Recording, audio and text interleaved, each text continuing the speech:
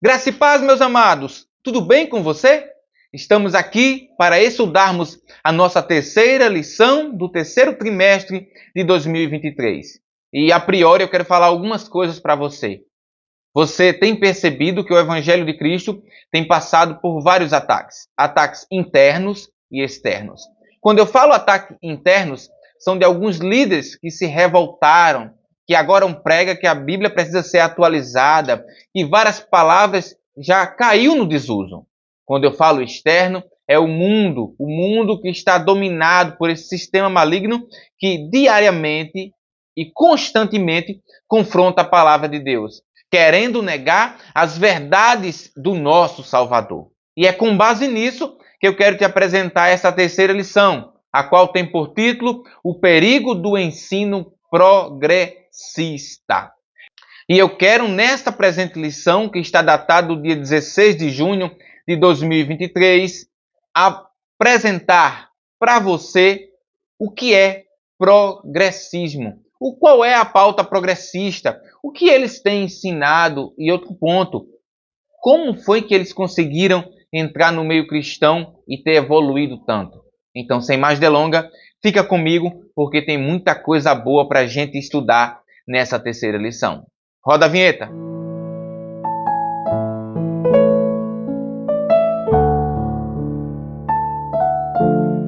Meu amado irmão, seja muito bem-vindo. Minha amada irmã, seja muito bem-vinda a esse canal que está de portas abertas para você aprender da palavra de Deus. É sempre um prazer aqui comentar, conversar com você acerca das lições de adulto da CPAD. Eu quero ler com você, para fundamentar nossa aula de hoje, o texto áureo e a verdade prática. E logo eu te convido a você acompanhar comigo na tela esses dois textos. O texto áureo se encontra lá em 2 Timóteo, capítulo 3, e o versículo de número 1. E o texto nos diz: Sabe, porém, isto, que nos últimos dias sobrevirão tempos trabalhosos. A verdade prática nos diz: os ensinos progressistas buscam desconstruir a fé cristã por dentro e afastar as pessoas do verdadeiro cristianismo bíblico, tornando-as meras militantes de causas sociais. Tendo agora lido para você o texto áureo e a verdade prática, eu te convido para nós lermos também a leitura bíblica em classe. Esse encontra lá em 2 Timóteo, carta do apóstolo Paulo, a 2 Timóteo, capítulo 3, do verso 1 ao versículo de número 9. Mais uma vez, leia comigo na tela esses textos.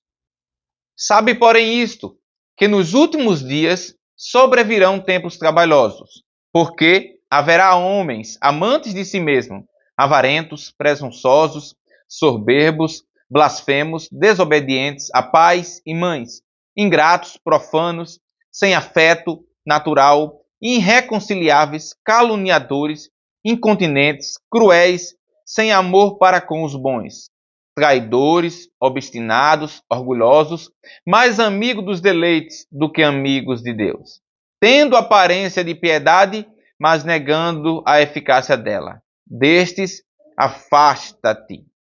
Porque deste número são os que se introduzem pelas casas e levam cativos mulheres nécias carregadas de pecados, levadas de várias concupiscências, que aprendem sempre e nunca podem chegar ao conhecimento da verdade.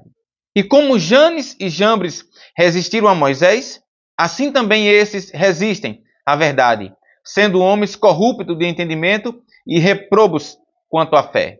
Não irão, porém, avante, porque a todos será manifesto o seu desvário, como também o foi o daqueles.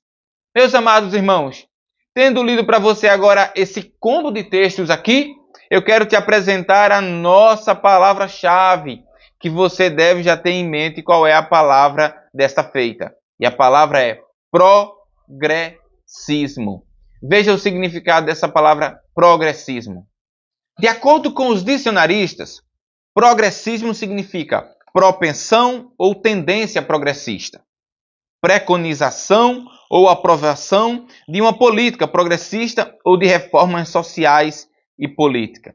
Aqui, a priori, você analisando comigo o significado de progressismo ou progressista, parece até não ser danoso. No entanto, eu quero mostrar a você o quanto é danoso à fé cristã e ao cristianismo esse tipo de progressismo.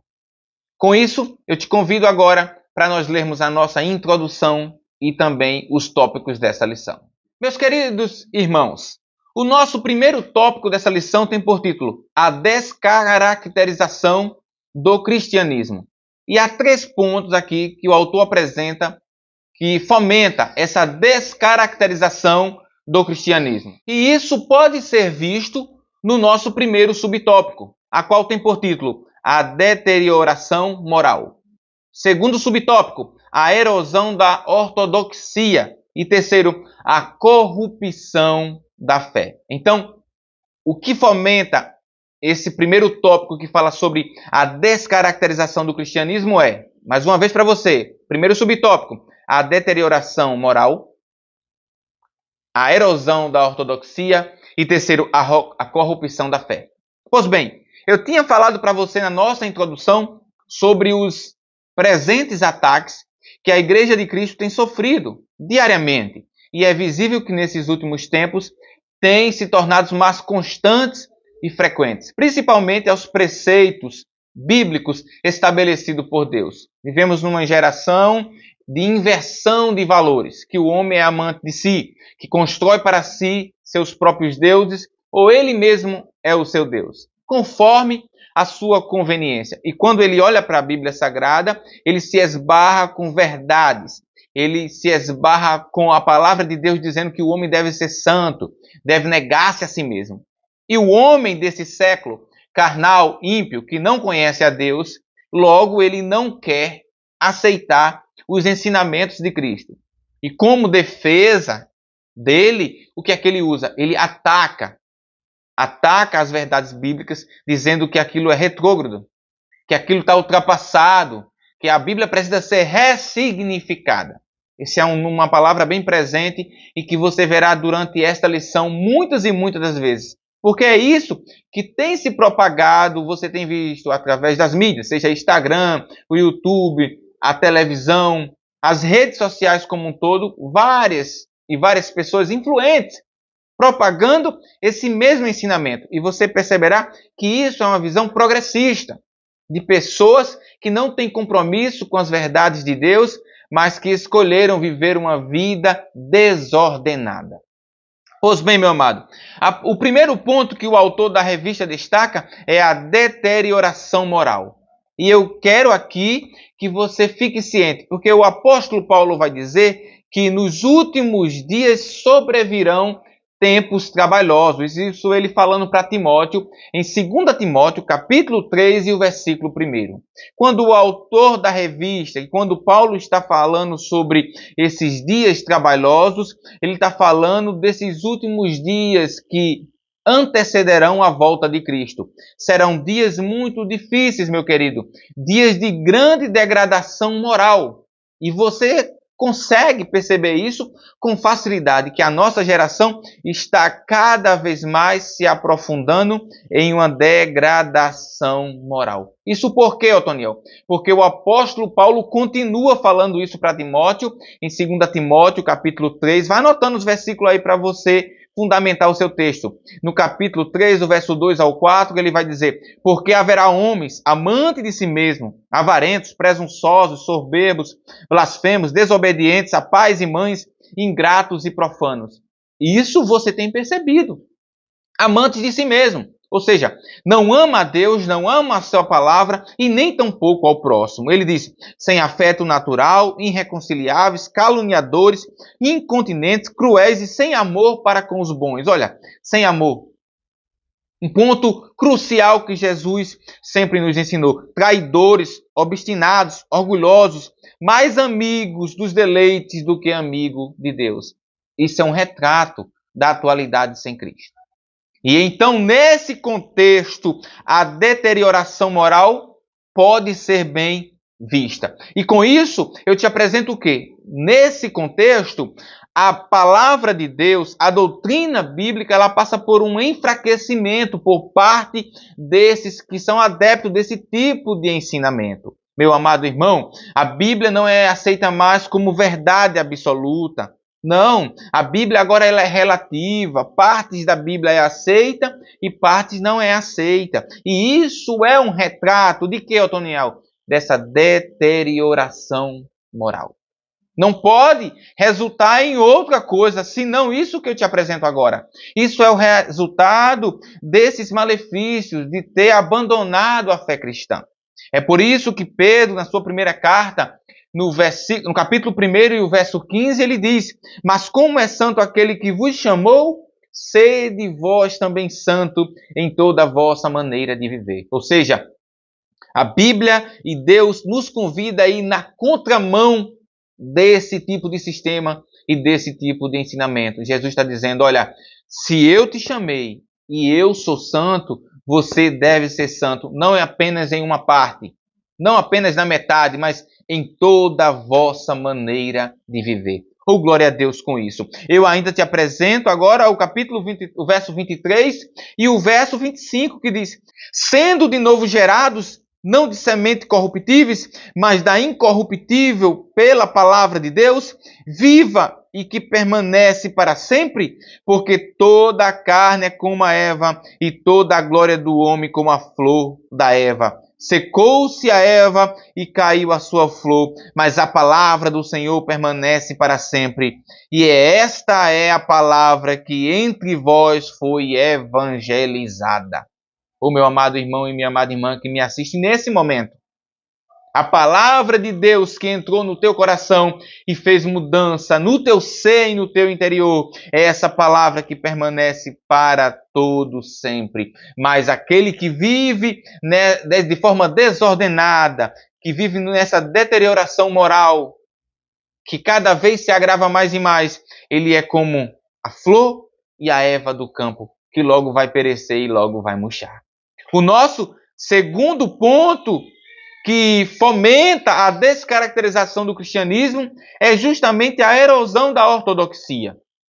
Quando se abandona a verdade bíblica, os preceitos, aquilo que se tem por verdade absoluta e abre mão para viver num relativismo, logo acontece coisas danosas. Veja, uma coisa é você alicerçar sua casa sobre uma rocha, outra é você alicerçar sua casa sobre areia. Pode até a casa da areia ser mais bonita, mas ela não tem firmeza alguma. Então, a humanidade tem deixado as verdades bíblicas, que são imutáveis e para sempre, para viver uma verdade que é líquida, uma verdade que é volátil, que vive mudando, que vive passando, que vive em transformação, né? É por isso que são os progressistas, que é a favor do progresso, que é a favor da mudança, que não é uma pessoa ortodoxa, mas contra o ortodoxismo. E o ortodoxismo bíblico aqui, ele precisa ser preservado, porque a palavra de Deus precisa ser apresentada para esse mundo, doa quem doer. Por mais que ela fira, mas ela traz transformações. Logo mais você verá que esse tipo de transformação, de fuga da ortodoxia, vai trazer um evangelho que não traz transformação, nem mudança de vida. E não é esse o evangelho que Cristo deixou. Porque o evangelho que Cristo deixou é um evangelho que muda por completo a vida do homem. O apóstolo Paulo diz que eu não me envergonho do evangelho de Cristo, porque é transformação, é o poder de Deus para a transformação. Então é nesse evangelho que eu creio e é nesse evangelho que eu vivo e que eu pretendo viver até os dias da minha vida aqui na terra. E que você, como cristão, deve. Então, o segundo ponto é a erosão da ortodoxia, ou seja, essa quebra, essa fuga para outros caminhos. O terceiro ponto é a corrupção da fé. E aqui eu destaco para você o seguinte: como o caráter humano maculado, a corrosão da ortodoxia, promovidos pelo progressismo, no ensino, o cristianismo e a fé bíblica são descaracterizados. Veja, entenda muito bem isso. Quando se dá mais ênfase a essa quebra da ortodoxia, a esse tipo de ensinamentos que são falsos ensinamentos, pseudos ensinamentos, então o cristianismo e a fé bíblica é descaracterizada, ou seja, começam a colocar enfeites. Colocam a colocar agora vários adereços tentando enfeitar o evangelho não precisa de enfeite, o evangelho não precisa de adereço algum. Aí nesse contexto, meu querido, aparecem vários hereges.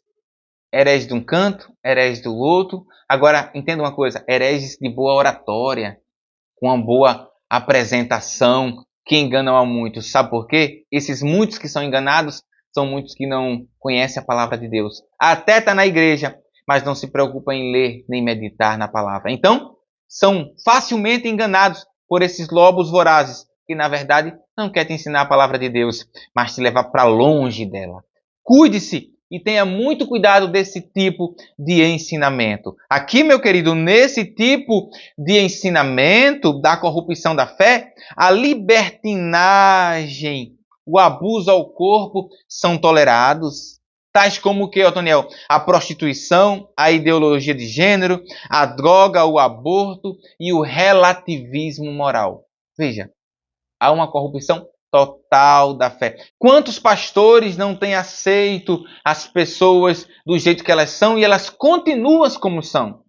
Veja, não é o evangelho de Cristo, porque o evangelho de Cristo pega o mais miserável pecador. Paulo chega a dizer, eu sou o pior de todos. Mas ele pega e transforma por completo. Não a pessoa continua nas mesmas atitudes, nos mesmos erros, nos mesmos pecados. Não.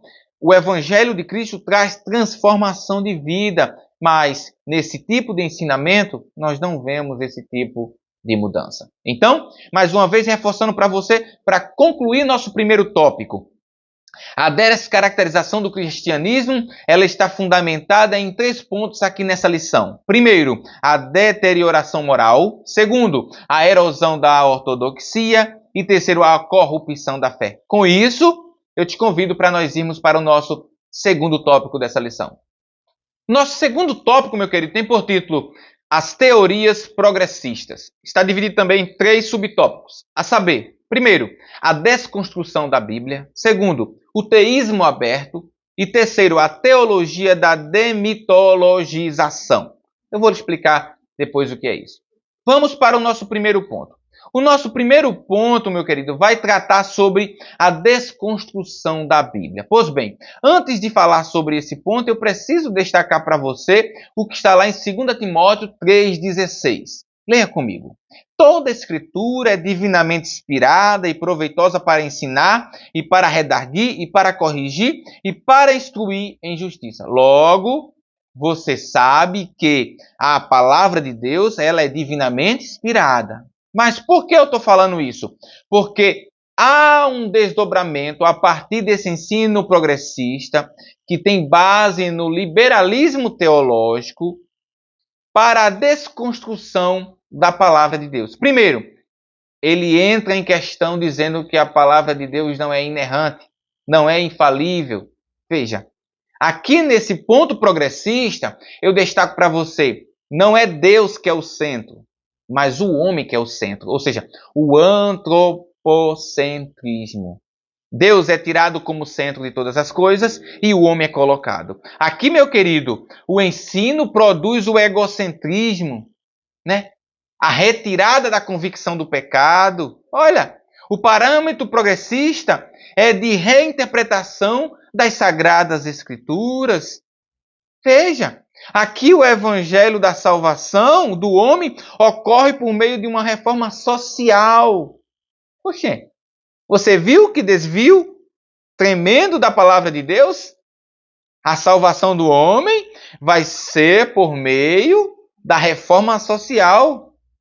E nesse intervalo aí dessa construção desse argumento, a relativização do pecado é completa?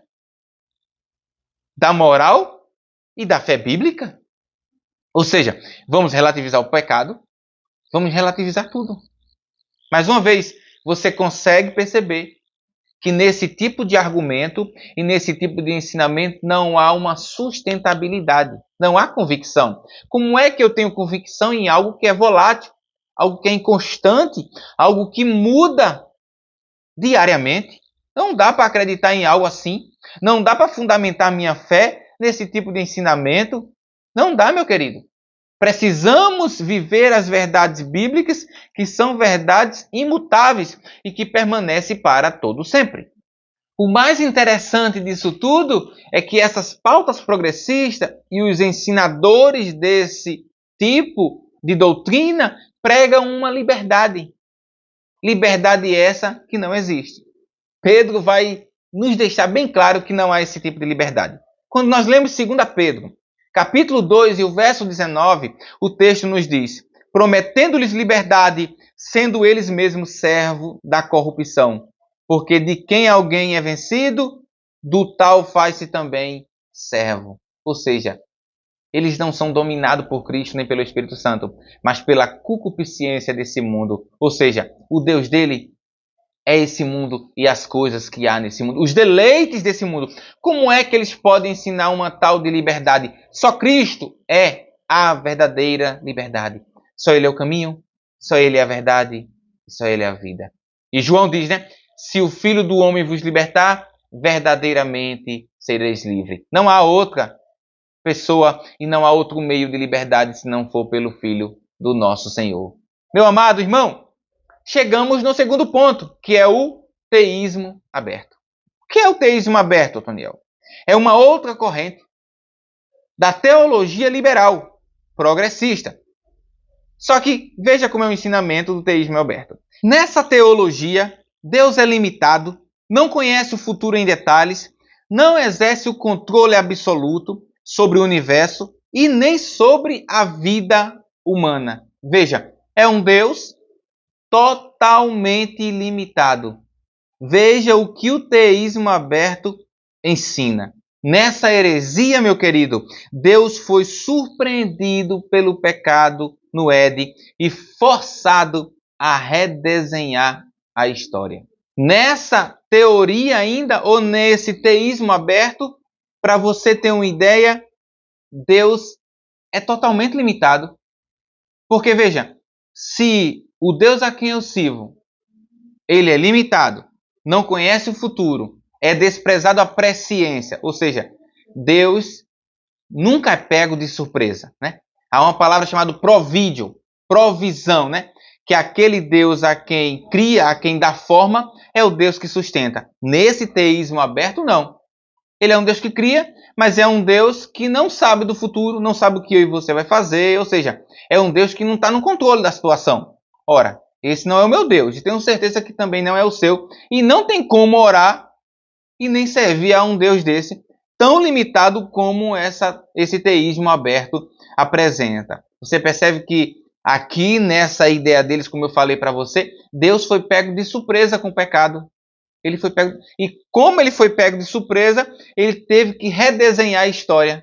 Meu querido, quem falha nos planos, nos projetos, somos nós e não Deus. Pelo menos o Deus que está na Bíblia Sagrada, o Deus que fez os céus e a terra, esse Deus ele não erra. Nunca errou e nunca errará. Os seus planos são bem arquitetados. Os nossos planos dão errado, mas os planos de Deus não dão. É por isso que você percebe que no teísmo aberto, os planos de Deus deu errado. Esse Deus é limitado. Tanta coisa aqui nesse Deus deles e não nosso é limitado. Mas um ensinamento herético da parte dessa pauta progressista. Lembrando que isso faz parte da teologia liberal progressista. Nosso terceiro subtópico, que fala sobre a teoria da demitologização, que foi ensinada e propagada em 1958 por Rudolf Bultmann, ele propôs a seguinte coisa: a demitologização do texto bíblico, ou seja, aquilo que é os milagres feitos por Deus, feito por Jesus aqui na Terra, é tudo mitologia, não é verdade. Ou seja, o texto bíblico até é aceito para análise crítica, para estudos, mas quando parte desse ponto do sobrenatural, das coisas, dos milagres, então isso aí é mitologia, não existiu. O autor da revista diz o seguinte: o mito é uma história de caráter religioso que não tem fundamento na realidade. Isso são palavras de quem? De Rudolf Bultmann. Para eles, isso é um mito. Mas entenda uma coisa, ele diz que nós não temos fundamento, ou que esses milagres não têm fundamento na realidade. Mas, meu querido, nós vivemos por fé, como o apóstolo Paulo falou, e não por vista. Ou seja, nós cremos naquele Deus que é invisível, mas real. No Deus que opera, no Deus que transforma, no Deus que cura, no Deus que faz coisas maravilhosas. Para finalizar essa teologia da demitologização, ainda há 2 pontos muito importantes. Primeiro, a concepção do nascimento virginal e a volta de Cristo, por eles também é tido como mito. Tudo mito, nada realidade. Veja que tipo de ensinamento tem sido propagado, não só para as crianças, mas para os adolescentes, para os jovens. E muitos adultos têm se enveredado por esse caminho. Então, tome muito cuidado com relação a esses ensinamentos, porque às vezes não vem de cara trazendo isso para você. Vem embutido, vem uma coisa boa, vem dizendo que é de Deus, né? É o que o apóstolo Paulo diz, tem a aparência de piedade, mas nega a piedade. Então, desse tipo de falso ensino, você deve estar bem atento para não cair neles. Com isso, eu te peço, está gostando do vídeo? Está gostando do texto? Está gostando dos versículos? Deixa teu like, compartilha, curte. Se você ainda é novo no nosso canal, se inscreve e ativa o sininho para receber as notificações dos vídeos que são postados toda semana. Com isso, vamos para o nosso terceiro e último tópico. Nosso terceiro e último tópico tem por título Refutando o ensino progressista. E está dividido em 3 subtópicos também. O primeiro, reafirmando a autoridade bíblica. Segundo, ensinando as doutrinas bíblicas. E terceiro, enfatizando a santificação. O primeiro ponto que eu destaco para você aqui, meu querido, é reafirmando a autoridade da Bíblia. E aí eu toco mais uma vez no texto que eu falei para você anteriormente. 2 Timóteo, capítulo 3, e verso 16 e 17. Para nós cristãos, a palavra de Deus é divinamente inspirada e proveitosa para ensinar, redarguir, para corrigir, para instruir em justiça, para que o homem de Deus seja perfeito e perfeitamente instruído para toda boa obra. Isso precisamos reafirmar, custe o que custar, seja com opressão ou sem opressão, seja no momento de liberdade ou preso. A palavra de Deus precisa ser reafirmada. Ela é a verdade absoluta. Eu não abro mão da palavra de Deus. Você cristão, você meu irmão e você minha irmã, tem que ter isso em mente. A palavra de Deus não precisa ser mudada, não precisa ser ressignificada e nem tampouco atualizada, porque ela é a palavra de Deus.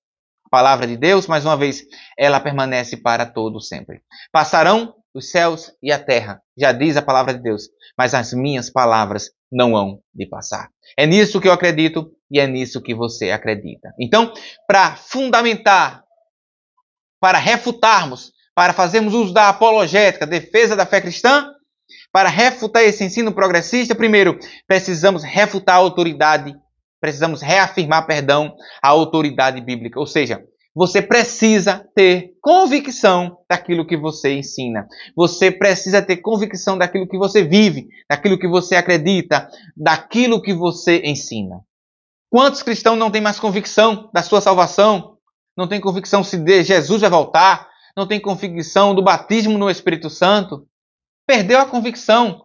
São crentes que estão vulneráveis para todo tipo de ensinamento e que são presas fáceis de Satanás. Só continuará de pé aquele que reafirma que está alicerçado. A palavra de Deus, ela permanece para todo sempre. Nosso segundo ponto, ensinando as doutrinas bíblicas, não adianta você apenas conhecer, confiar, acreditar, viver e não repassar esse ensinamento. Você foi feito discípulo, você é discípulo de Cristo e Jesus te deixou nesse mundo para você multiplicar, fazer mais discípulos. Discípulos esses fundamentados nas verdadeiras palavras de Deus, ou seja, na ortodoxia bíblica, na verdade imutável que vem de Deus. Então, meu querido, se você agora tem certeza, se você agora está ensinando essas verdades bíblicas, porque a nossa geração, principalmente a geração jovem, a geração que vai nos substituir daqui a alguns anos, precisa ter conhecimento das doutrinas bíblicas, das verdadeiras doutrinas bíblicas, para não serem enganados, como muitos têm sido nessa presente era. Por último, enfatizar a santificação. Eu sempre falo isso. Sem santificação, ninguém verá ao Senhor. A santificação, meu querido, é primordial para a vida do cristão. E é um processo, né? Se a salvação é de imediato, a santificação é um processo, né? E aquele que começou a boa obra em nós, ele há de aperfeiçoar até o dia da sua vinda. Nisso eu acredito e eu tenho certeza que você também acredita. Eu cito para você, meu querido, mais uma vez, 1 Pedro, capítulo 1 e o verso de número 16. Porquanto escrito está, sede santos, porque eu sou santo. É um convite do nosso Senhor Jesus Cristo para sermos santos, assim como Ele o é. Eu ainda destaco para você, meu querido, Romanos 12 e o verso 1 e o verso 2. Rogo-vos, pois, irmãos, pela compaixão de Deus, que apresenteis o vosso corpo em sacrifício vivo, santo e agradável a Deus, que é o vosso culto racional. E não vos conformeis com esse mundo, mas transformai-vos pela renovação do vosso entendimento, para que experimenteis qual seja a boa, agradável e perfeita vontade de Deus. Ou seja, há vários textos aqui para você, professor e aluno, fundamentar quando você estiver falando em sala de aula sobre santificação. Efésios capítulo 1 e o verso 3 também diz: em que também vós estáis, depois que ouvistes a palavra da verdade, o evangelho da vossa salvação, e tendo nele também crido, foste selado com o Espírito Santo da promessa. Ou seja, você habita, quem habita em você é o Espírito Santo de Deus, e o Espírito Santo de Deus só habita em quem é santo, em quem se santificou. Então, primeiro tem a salvação, que há a conversão por completo, não essa conversão aí que está acontecendo hoje, que o homem continua como está, vivendo como está, andando em caminho errado. Não. A salvação que transforma, né? Como o apóstolo Paulo diz, né? Se alguém está em Cristo, nova criatura é. As coisas velhas já passaram, e eis que tudo se fez novo. 2 Coríntios 5,17, para você anotar aí. Então veja, se essa pessoa agora que está em Cristo, nova criatura é, ele agora está nesse processo de santificação, o Espírito Santo agora habita dentro dele, instruindo e ensinando a ele por onde ele deve andar, como ele deve agir, o que ele deve falar. Ou seja, você agora não anda sozinho, desorientado, mas tem o Espírito Santo de Deus com você, lado a lado, diariamente, te ensinando as verdades do reino. Eu concluo, meu querido, aqui, trazendo essa afirmação do autor, que está aqui nos destacando na conclusão desse texto, dessa lição de hoje.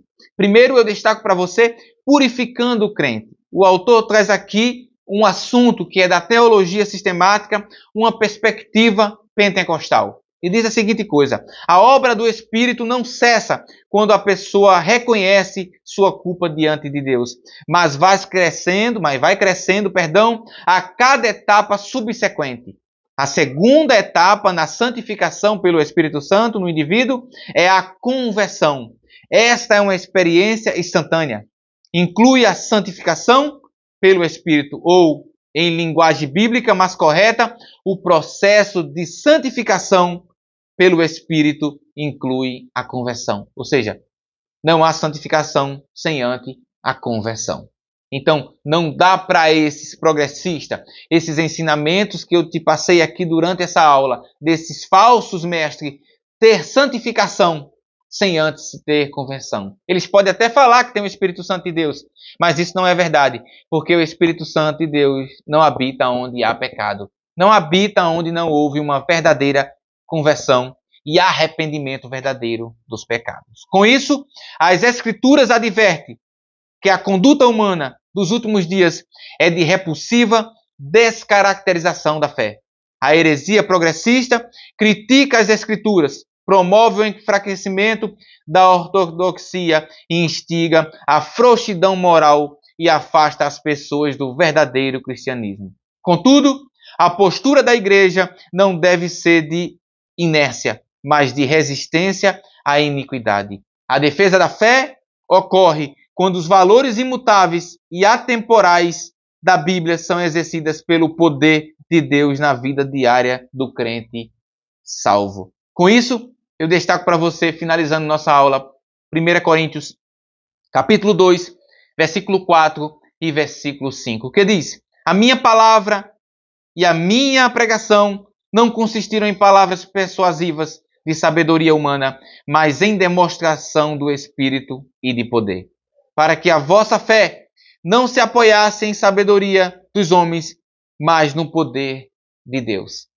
Então, que desse modo eu e você possamos pregar o Evangelho como o apóstolo Paulo pregou, sabendo que esses falsos ensinos, esses falsos mestres, um dia cairão por terra, mas aquele que prega a palavra de Deus, um dia encontrará com ele nos ares. Meu querido, para eles pouco importa. Eles não acreditam em arrebatamento, eles não acreditam que Jesus nasceu ali, da concepção virginal ali, sem o relacionamento de José e Maria.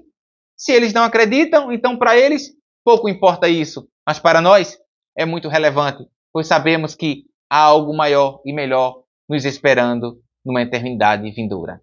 Forte abraço e fique na paz.